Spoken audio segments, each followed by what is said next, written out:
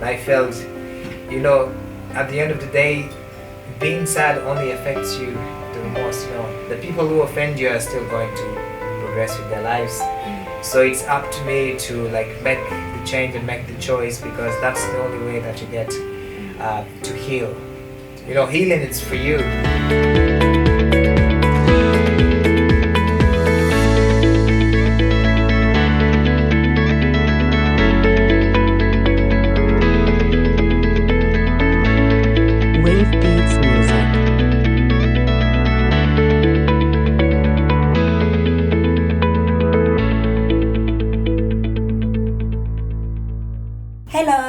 Karibu tena katika show ya Tubonge Bila Kiki. Yani it's all about business, about relationships, about healing na reconciliation. Thank you so much kwa wenye wamesubscribe. Wenye hawaja subscribe, tafadhali keep on subscribing, keep on sharing, and tell a friend to tell a friend. It's all about Tubonge Bila Kiki. Yani hapa it's the only show yenye tunakupeleka kwa mtu and you're making you ukunywe maji. So sisi tunakufundisha, tunaelimishana, tunasaidiana, alafu pia tunajengana kiimani. Leo niko na mgeni, kijana mdogo sana lakini ako na bidii zake. Amepitia challenges kidogo lakini hiyo msuko ndio imemfanya akakuwa yeye ni nani. Aliamua kufanya uamuzi wake. Afate career yake yenye anataka. Unajua ukiambia mzazi unataka hivi lakini alistand still, na sasa wazazi wake wako proud of him. Wacha tujitambulishe mwenyewe, na pia ni content executive. So atatuambia anafanya nini zaidi. So karibu sana Melvin katika show yetu Tubonge Bila Kiki. I'm actually a content executive at AR Films Production.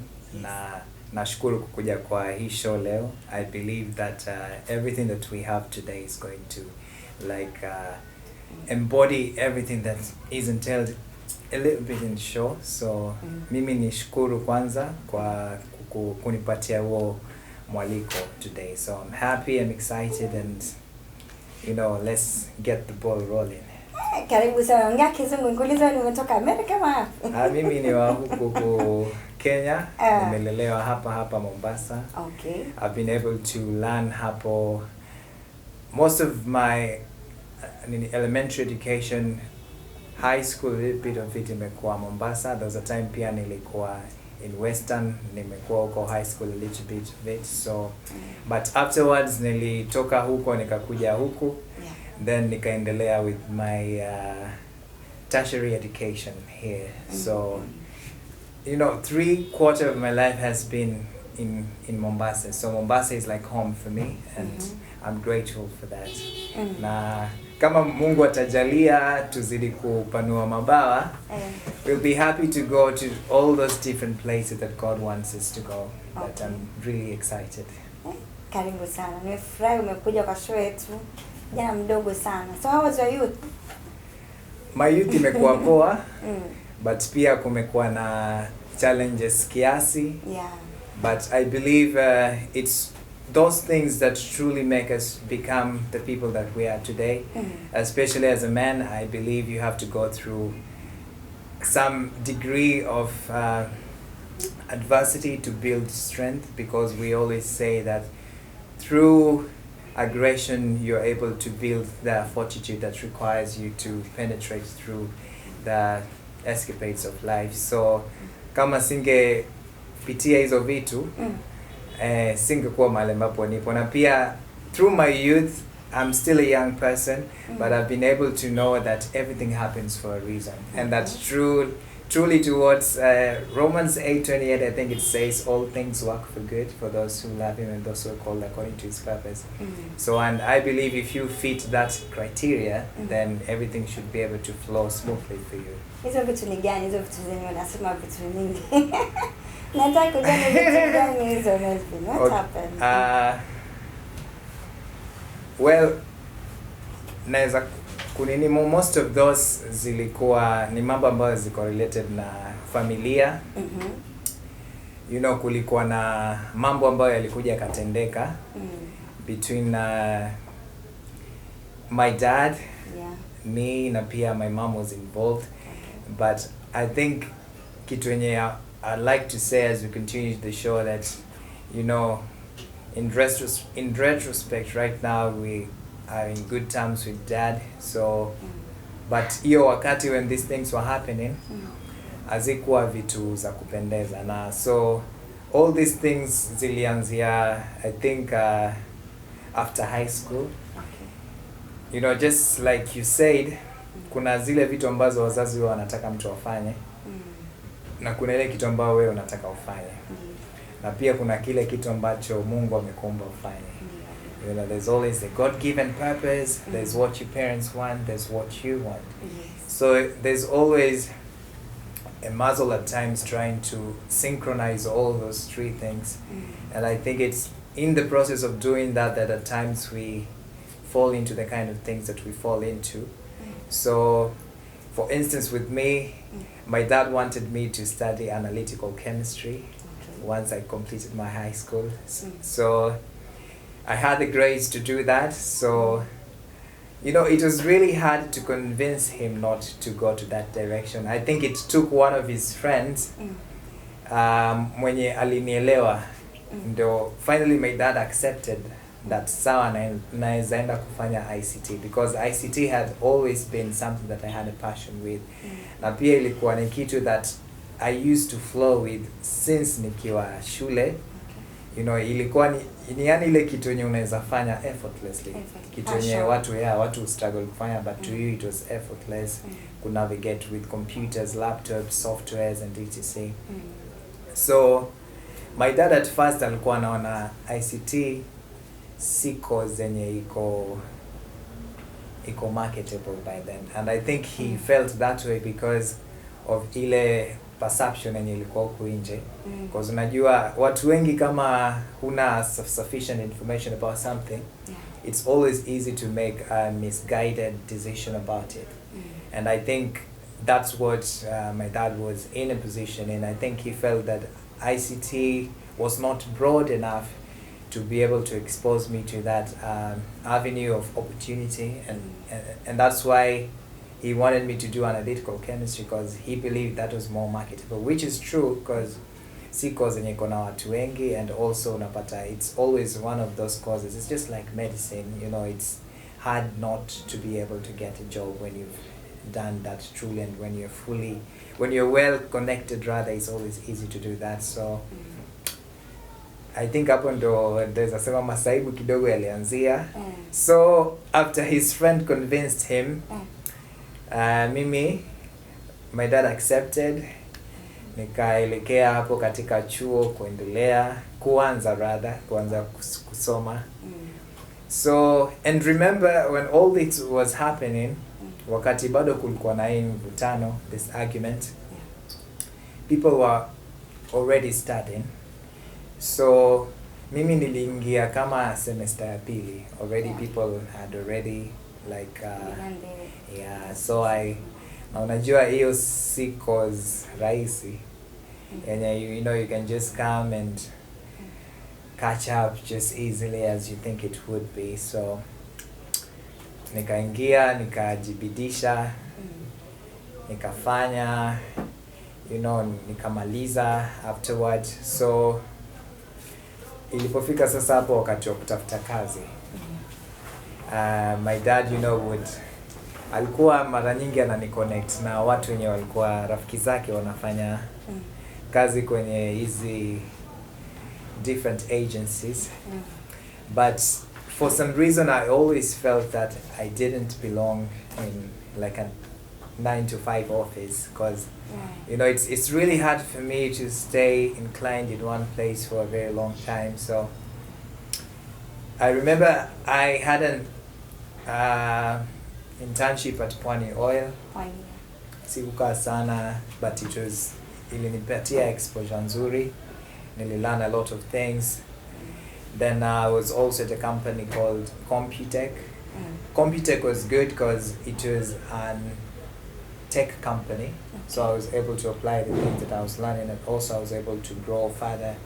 I think I would say most of my exposure I got it there, because I was exposed to many great institutions, the likes of Safaricom, all these big banks. We would go into the server rooms and do stuff there. So I always enjoyed doing that na ilikuwa poa.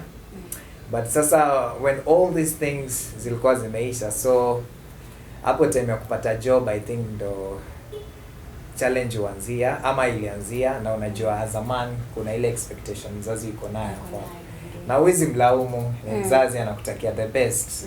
Because mimi husema hakuna mzazi wa yotakia mtoto wake mabaya.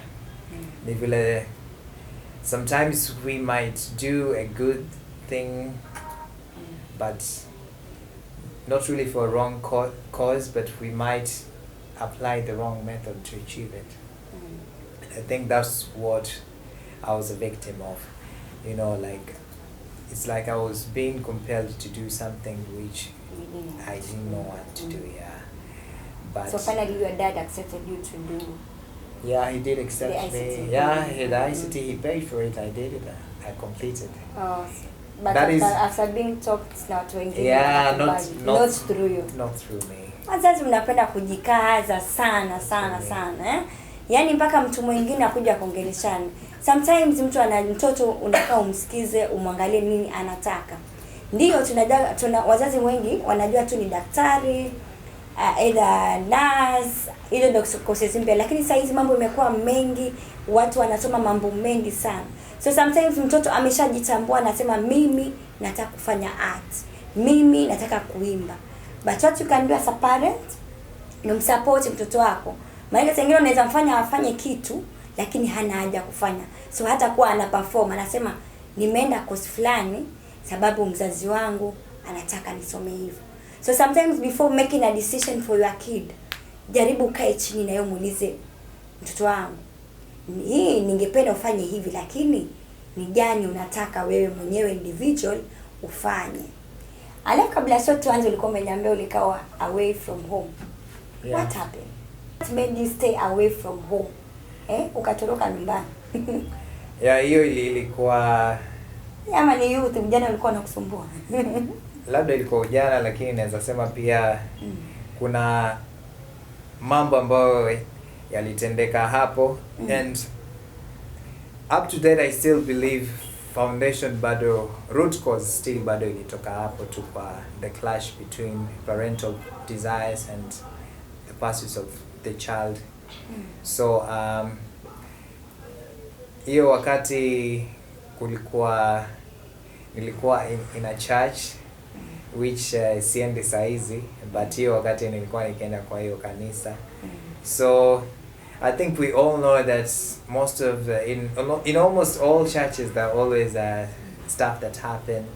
Sometimes politics which like flow through the entrails of the leadership and cause all these things to happen.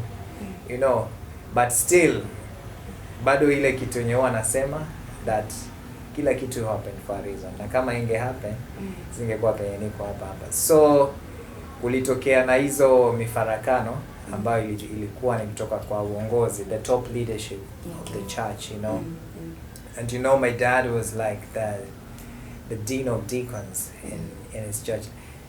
I still believe that he still is. So there was like a misunderstanding between that involved me and the top administration.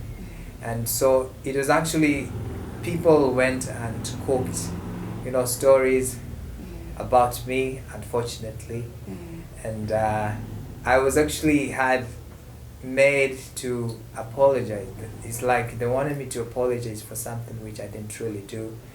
So that was the beginning of shida ambazo zilianzia kwetu. Because sasa my dad alikuwa na side mostly with the leadership of the church, Na sasa mimi nilikuwa na side on the side of truth, because mimi wanna believe as long as you are telling the truth, the truth is like a lion, you don't need to defend it, you only need to open the cage. So mimi sikuwa na wasiwasi na nilikuwa na msimamo imara, maana nilikuwa najua mbele za Mungu sina makosa. Unajua one thing with life, kama unajua nafsi yako iko safi, hakuna haja uwe na wasiwasi. So mimi sikuwa na wasiwasi, na hilo jambo ndio sasa lilikuja baadaye likachangia mimi kusema kutoroka, lakini naweza sema pia kuna zile vichangizo ambazo vilichangia, unaona, because pia nilifeel at some point like I wasn't really being appreciated, you know, by my dad. I think my dad had so much expectations about me, and I can't really blame him. You know, it always began even when I was young, when I was in school, because you know my teachers always had, you know, expectation about me. They always felt I had a very high potential. I was engaged in many activities in school, like nilikuwa kwa sports, and I was also in academics. I was shining on both areas. Nice. At some point I was like the fastest boy in school. I remember there was a time tulikuwa na English contest. I was like the top student in the region. Na hiyo time nilikuwa form 2. Mombasa bado ama uko ilikuwa uko high school in Western. So okay. Ilikuwa ni kama competition ya students from national schools. Okay. And I was glad because I was in form 2, but I was able to excel from people in form 4 from these top schools. So I was really excited, and you know, I can say maybe that was one of my highlights of my life.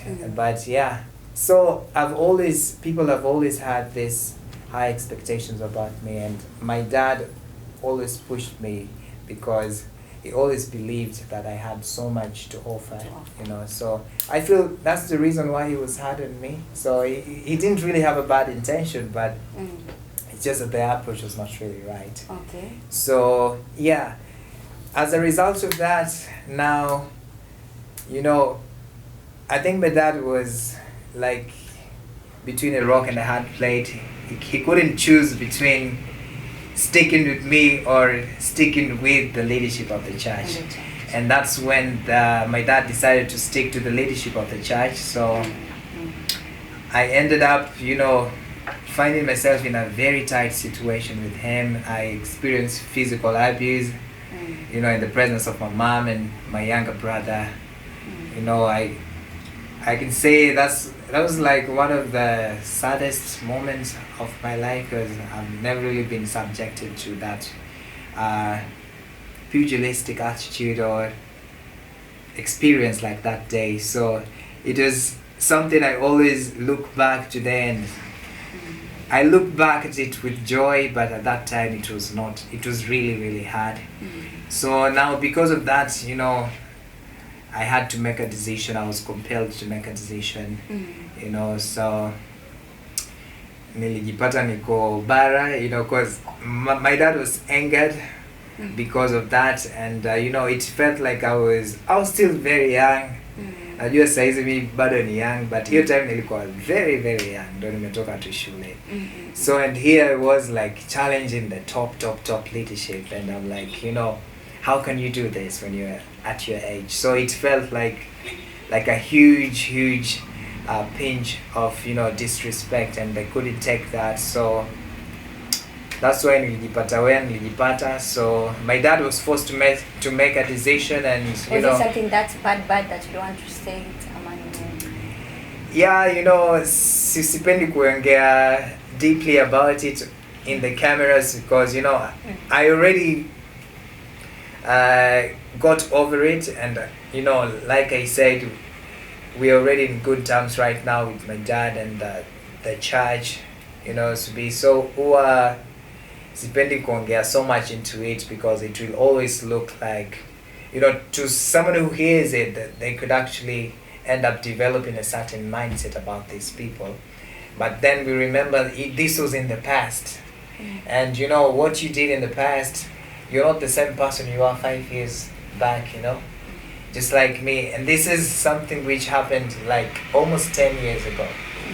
So, and now we've made peace or change. So I'm always not, you know, at really great liberty and comfort to like disclose everything that happened, like in details, you know, because I understand that there are people who are still grieving probably out of what happened to that, you know. But the summary of that, what I can say is that, you know, for the normal audience and someone who's watching this, that, you know, the nutshell in it that I can explain is, you know, like I said in the beginning, someone went and gave false information. I was called in the bishop's office to be confronted with this data, and I gave the information and no one believed me, so they had to call a guy that I was with to confirm if the alibi I gave checked out. Luckily the guy came and confirmed everything, so the only allegation that was left was that I was rude towards my dad. And so that was the reason why I was evicted away from church. And I was told, you're not allowed to come back here till you come with your parents.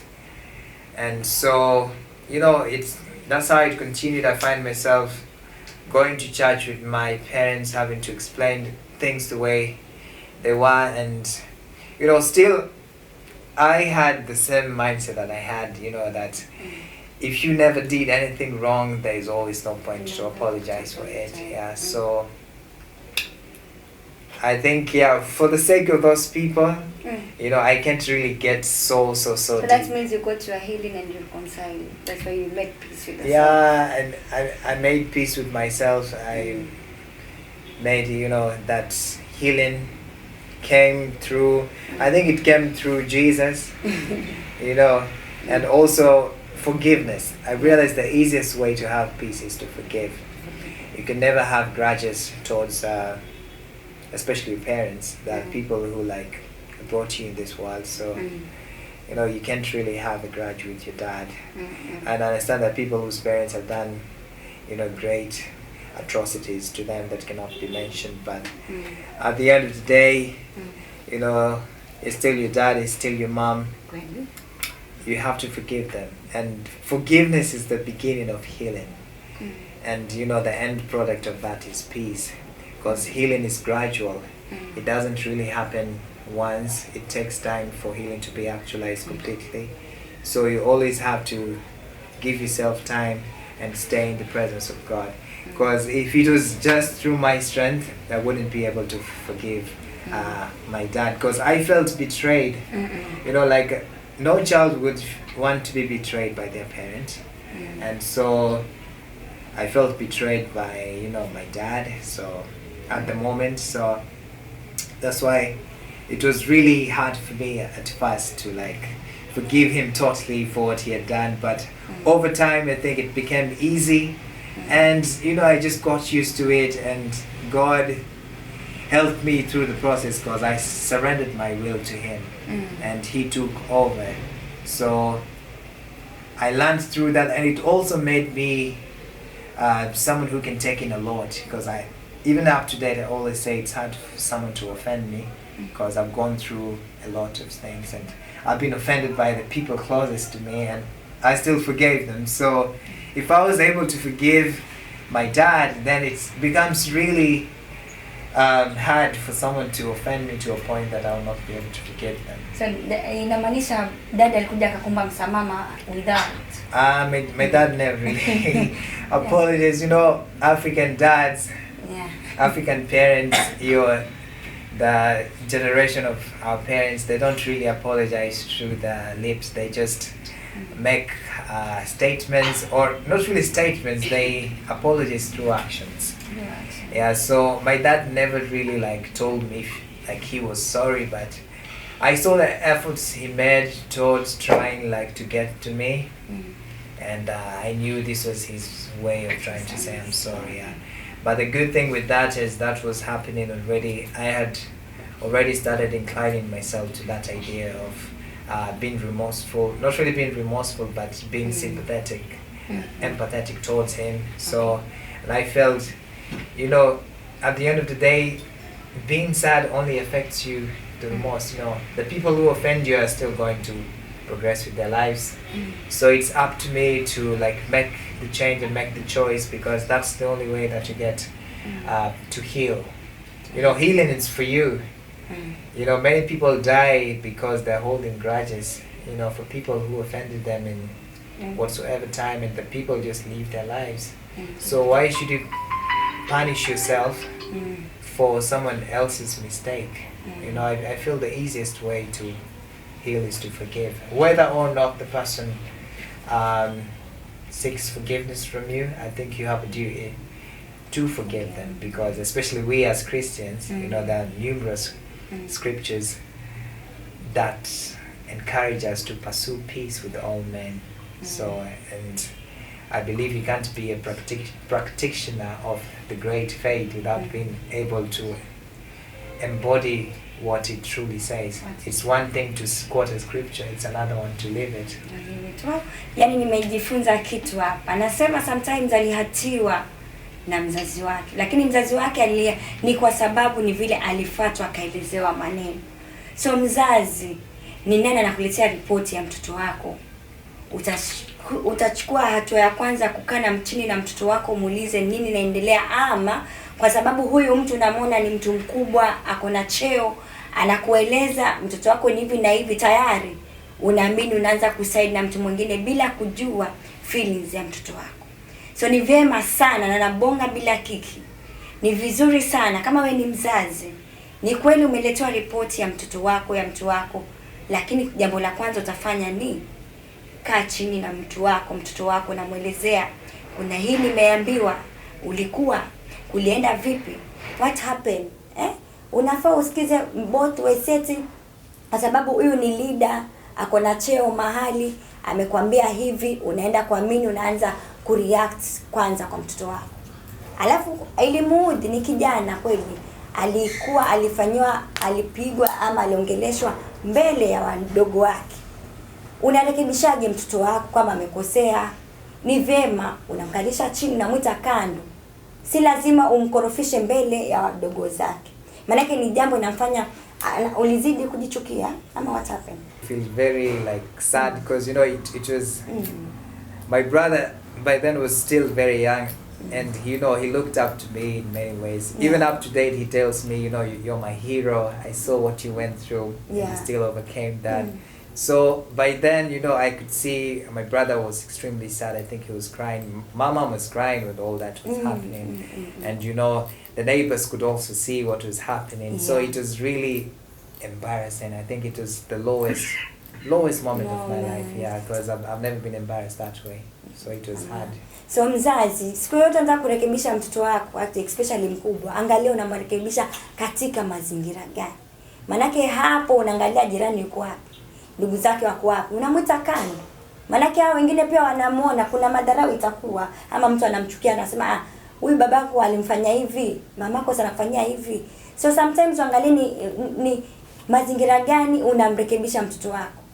Si eti unamrekebisha kwa sababu uko na hasira, unataka kuonekana wewe ni mkuu zaidi, so unamrekebisha mbele ya kila mtu. So angalia mazingira yenye unarekebisha mtoto wako ili aweze kuendelea, maana hata kuna njia nzuri za kurekebisha mtoto. Si eti unamshautia ama unamfanyia kitu. So penda zaidi kuangalia ni wapi ama ni njia gani unarekebisha mtoto wako. So nataka uniambie your low moments gani katika. I believe that was extremely, because the saddest thing was seeing the reaction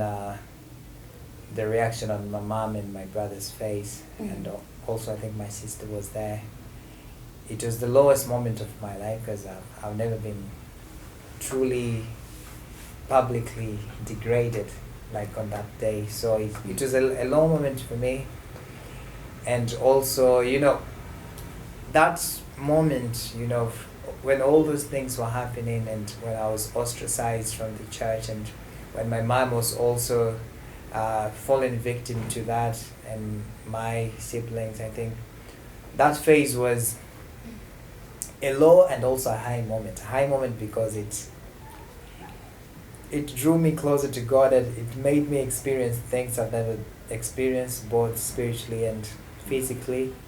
So yeah, but to answer your question in terms of my lowest moments, I think that was one of the lowest moments I had. And your wow moment? my wow moment, I think one of them is the one I just told you about, the English contest. It was held at St. Matthias. It was in Western Province. By then I was in Butler Boys High School. So it was really great, like, to be able to excel at that level, and I was like from there, people would always put you on a degree, like they would carry you in a different way. But I think also in school when I was coming up, also in sports. I think being able to represent my school in sports and also debates, and also, you know, having to come through that, that was also like one of the high moments of my life. You know, you can imagine almost when we were doing high. Career-wise also, I think I've had a number of, you know, high moments, you know, being able, like, you know, when we did our film, you know, not really film, but our first major TV project, which was Pete. Sijui kama washaiona. Ilikuwa inaonyeshwa kwa Maisha Magic. Maisha Magic, yes. Yeah, Pete. success ya Pete ilikuwa so good. Na, you know, me being part of that, you know, like the main people who are behind it, I was really excited to see the wave that it was able to pull from that, you know, and also the Kalasha festivals. We've been there from last year to this year. Yeah. You know, being able to expose to a high modicum of dignitaries all through film and all other scopes of human metrics, I think that was really awesome. You know, being able to get that exposure was really good. And you know, also in my little walk with God, because I haven't really been able to, I can't really say that I've had a very deep, intimate walk with God, but I can say I've been able to experience so many things, most of which sadly I can't be able to mention them, but it has really been my greatest experiences. And I realize at your darkest moment, that is when you truly find God. And I found God mostly at my darkest moments. Okay, I used to believe in God. I used to read about God. I knew God mostly from a theoretical point of view. I didn't really get to experience God from a pragmatic level of experience, and I think that was when I truly got to experience God. So I always say, if you want to experience God, if you want to experience light, you need to get into darkness. You know, if you want to experience plenty, or if you want to appreciate plenty, you need to have been in lack. For you to appreciate health, you need to be sick. Very true. So you can never know all these multifaceted dimensions of God until you find yourself in a situation that will need God to come through for you. And that is how I was able to like walk myself through that experience. And you know, I got to see God in from an experiential level. It wasn't just I'm reading about God. I experienced most of the things about Jesus. Yeah. So yeah. So how long have you been in the content executive? And how is it? Do you love it? I'm sure you love it, huh? I love it so much. So how is it? How is content? Okay, being a content executive is you have to love the job. At times it gets a little bit hectic because you know as a content executive you can never have an assistant, because you know it's almost like being a treasurer in terms of, you know, I've never had an assistant treasurer because treasurers are always by themselves. So being a content executive, it comes with its own fair share of stress a little bit, because everything in the episode, everything in the show has to be perfect. Okay. When anything is spotted on TV, the person who's going to be asked is me.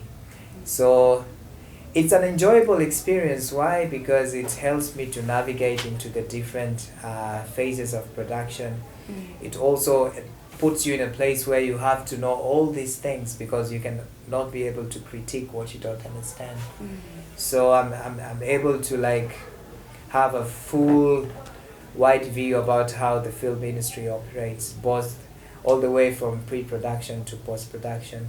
So basically one of the important things that you always do once everything has been edited, you have to go through the entire episode and ensure that the sound is perfect, the wardrobe is perfect, you know, the angles, continuity, you know, there are no lapses that are happening, there are no black screens, it's just that it's one of the jobs where you have to really have the attention to detail, and you can't really make any mistake, because your mistake is going to affect millions of people who are actually consumers of your content. But one thing about that, it also enables me to be at my A game always, because I have to be at my best. Yeah, be on toes. Make sure that episode is not repeated. Exactly. Exactly. Make sure that the scene does not recurry itself. Make sure that the words, the dialogue is on point. Nobody repeats what they've said. And you know, the angles are perfect. The lighting is perfect. You know, the sound is perfect. Nguo, kila kitu, everything that involves production has to be in sync and in check. So it's imenisaidia because it's exposed me to a lot of things. I've been able to up my ingenuity and also to pursue more in terms of skills so that I can be able to be a skilled laborer worthy of that privilege. So and I've been that all the way from the company started, because you know the company began all the way from scratch, you know, like. How long has it been? Well, the company was there from 2012. But you know, it started officially operating. The first time we got an office was around 2019. Yeah, so and that was when we got our first like big contract, which was with the Pete. So actively I can say our company has started operating now with full staff and a lot of people that are from 2019. So 19, 20, 1, 2, 3, that's about 5 to 6 years. 6 years now. Okay. Future plans you have? Will you still be with the AR production, or what are you thinking? Yeah, for now, AR films production is still, you know, like at the core of my endeavor. You know, but I still have also other things that I intend to pursue from a personal level, things that relate to my divine purpose. So I'm not saying that AR is not where I'm divinely positioned, but it's also whatever I do or I will do is also largely related to film. Yeah, so it's part of my future plan, and I also intend to like be a voice of hope to encourage people, especially young people, because I think you and I would agree that there has been a rising tide in the cases of depression. Very true. Young people are really struggling today, and I think all that is somewhat tied to social media. I think comparison, because social media has brought comparison. So people view their peers and they feel like they're not really living life as their peers are living life. Not knowing that the image being projected is false. It's not really what that person is doing. So it ends up taking you to a detrimental trajectory of life and regret. People are getting into loans to prove a point. You know, people are getting into relationships they shouldn't be into because they want to prove a point. And so, yeah, I think that's part of the things which always motivate me to like go through life. I want to encourage as many young people as possible to pursue their dreams and to pursue what they believe God has created them to do. Yeah, I love that. Voice of hope. Make sure when you start, tell me. I'll join you for that campaign. For sure. One thing that people don't know about Melvin. Should I use Melvin or should I use Derrick? You can use both. You can use so Melvin. One thing that people don't know about you. Wow. One thing that people don't know about you. Okay, I think one thing people don't know about me is I take a strong interest in astrophysics, which is a branch of science that deals with celestial bodies.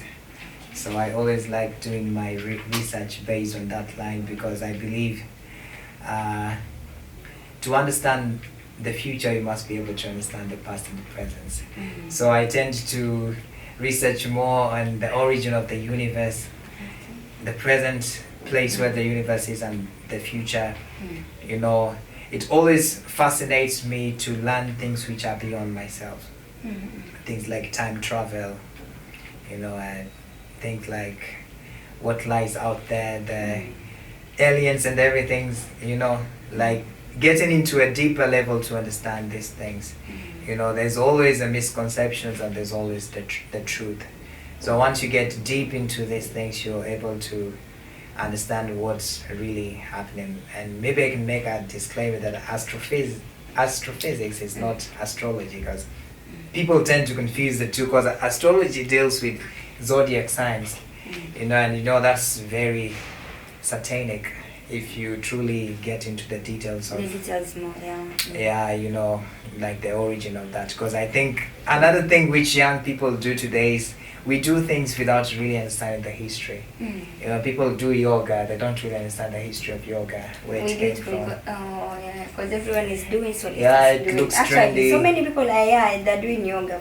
Middle, yeah. But when you study the history of these things, then you're truly, and I'm happy because when we were working, part of my friends who used to do that, and you see, I had to sit them down and explain to them the details all the way from the history to the present, and how they. And I'm glad from that moment they stopped. They used to wake up at 3 to do it. Yeah, man. And I was like, you know, you're really committing yourself. So I like, if you dedicate that energy to something else, you might be so.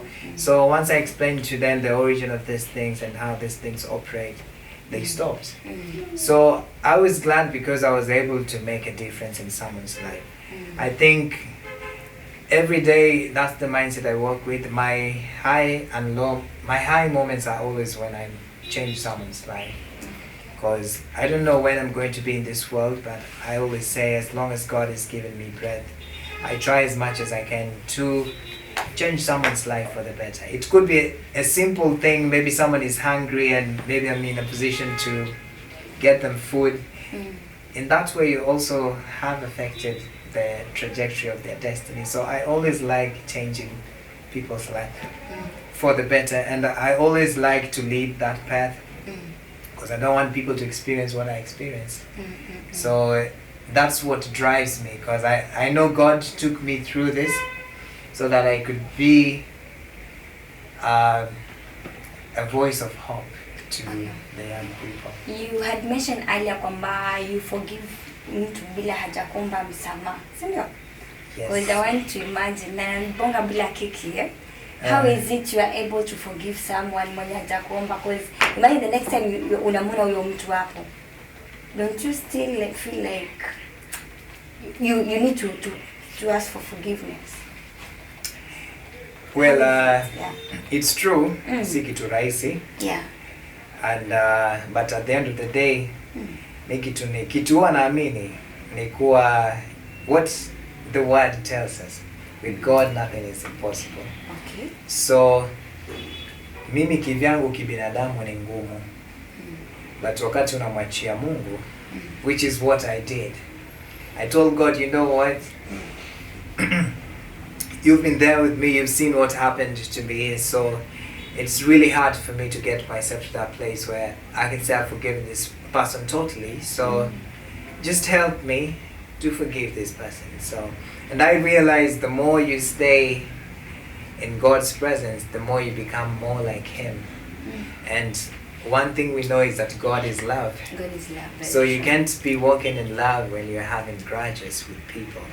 So the more you stay in God's presence, the more God grants you grace to forgive everyone who has offended you. You know, as He says in His word, you can never be tempted with something which is beyond your ability.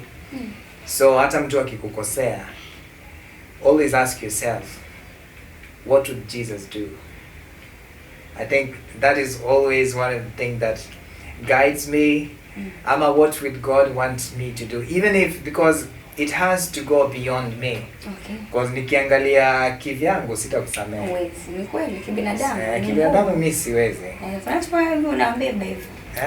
But sasa unafaa uangalie, am I a believer theoretically or am I a believer pragmatically? Because I think it's one thing to quote verses. It's another thing to leave them. So many of us we quote but we don't live them. Exactly. And I don't want to be a hypocritical Christian. I want to be someone that God looks at and he's proud of. That's my child. Hey, that's my boy. Wait. That's a nice one. It was an amazing show. Nimefurahi sana. Nimeweza kumjua Melvin vizuri na story yake. So wazazi, tafadhali wazazi. Generation yako si generation ya sasa. So kuna vitu kadhaa na kuapproach, unajua vile approach generation A na Z. Najua hii generation ya wazazi wetu ni wale wa like whatever I'm saying it is the way. Si ndio? Yeah. Hiyo ndio generation wazazi tunajua exactly kenye anakuambia fanya hivi ndio hivi na hivi. Lakini now this generation imekuja, they need kuna tofauti. So how do you deal with kijana, mtoto? Ni wewe sasa mzazi ujiangalie vizuri sana. Na tumeambiwa forgive someone hata kama hajakusamea. It's jambo tough sana. Maana mimi pia kuna watu wengine nimewabeba lakini kila Jumapili naenda kanisani. So leo nimelearn kitu. Niombe grace ya Mungu niwasamee wote kabisa so that niishi kama vile Mungu anataka. Akiwa anasema that's my daughter. Any last word you want to share? Any last word I'd like to share is any degree of hardship is always an opportunity for you to manifest your strength. And you should always be grateful because adversity brings forth fortitude and strength to go through the vicissitudes of life. So you cannot be strong unless you've been hardened with life. So always see hardship as an opportunity for you to grow, and strength, an opportunity for you to show forth what you have. As they say, when you squeeze lemonade, lemon. Yeah, when you squeeze lemon, thank you, you get lemonade. So yes. I know sometimes we say that people aggravate us, or people provoke us, but I think the provocation just comes to produce what you are. So if someone offends you and you react in an evil way, it's not them who are the problem, you are the problem. You are the one who is evil. I know it's a hard truth to accept, but let's try and have the nature of God within us. And the perfection of God's nature for us, it's love. So love wins. Love wins always. I've not been able to share a lot, I think because of time. Maybe one day we might have a session too. But vitu zenye sikusema in my low moments when I was out there, nilikuwa nalala church for like almost 1-2 years. Life was hard. I would go for like days without food at times. It was difficult, and all this, remember, was caused by people, who propagated falsehoods, and my dad fell victim to that. So hizo vitu zilini teach na zilinisaidia na nikawa penye niko today. Kama si hizo vitu basi singekuwa hapa. Na kumbuka kila wakati Mungu huwa yaweza tumia kitu chochote kukufikisha penye unataka ufike. Kweli. Mungu alitumia ndugu zake Yusufu kumsaliti. Ndio akafika pale. Hata Yesu wetu kama angesalitiwa, angesulubishwa. So embrace difficulty, embrace aggression. I know it's not what you want to hear, it's not the conversation most of us are proud of. But remember, no situation is permanent. Tough times don't last. Always use your tough period as a time to know your true friends and as a time to get closer to God, because it is only through that time that you're going to build your stamina for the days ahead. Because when you have made it, everyone comes. My you don't. friend. Yeah, my friend. That's my friend. But I can only know my friends when people have been told, we don't want to see you with Melvin. Melvin is this and that. Melvin is a Satanist or a devil worshipper. The people who are going to see you by then, those are your true friends. So adversity will always reveal to you your true friend. And when you're in that position, always be grateful, because it's a phase. I think most people forget na wanaifanya ni kama umekuwapo milele. Umekuwapo ugrow, ulearn. Jiulize, Mungu, kwa nini niko hapa? What do I need to learn? Because I think hiyo ndo kitu most of us tuna lack. Unapitia magumu kidogo, unaona kama maisha yako yameisha hapo. And then you begin getting discouraged. And once you get discouraged, you can't trust, you lose your faith in God, and that's what the devil wants. And when you lose your faith in God, God cannot come through for you. Okay, he can, but it's like God says he can do exceedingly abundantly above all you think, ask, or imagine, according to the power that worketh in you. So if the power that worketh in you is negative, you don't believe that God can come for you. You know, it's like praying for healing, but you don't really believe God can heal you. God is not going to be subjected to that kind of mediocrity. And that's what the devil wants, to pin you down. Yeah, so that you lose your focus from God and fix it on the problem. But when the problem comes, let it not deter your praise. Always look at God and be grateful to Him. And it is through that you'll be able to overcome all these troubles and all this not really transgression, but tribulation that come with that. So I'm grateful for that. Never give up, jamaa. Na saa zingine lazima fight with the people you love for a better cause. Yeah, so you might be struggling with your parent, or a parent is struggling with your child.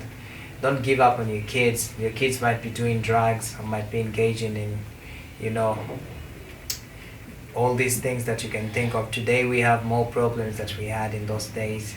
There's the misappropriation of sexuality. People are experimenting on things which 10, 20 years ago were not there. So don't be discouraged.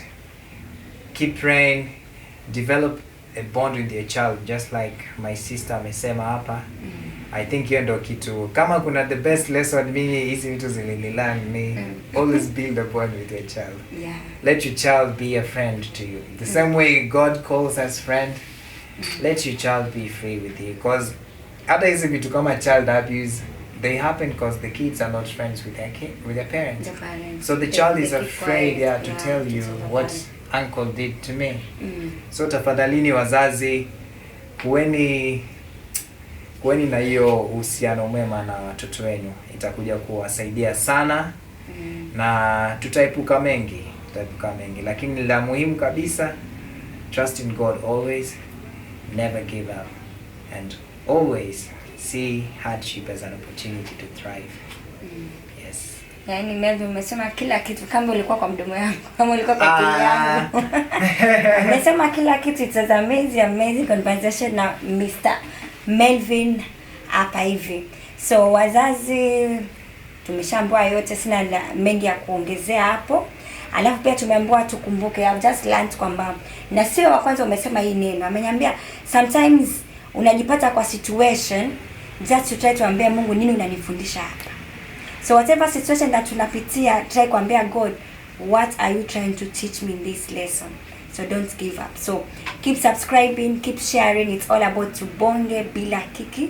Nimwambia hapa ni kufundishana, kuelimishana, kusaidiana, alafu pia tunajengana kiimani. Asanteni sana, tuonane kwa next episode, na wapenda sana. Shukran.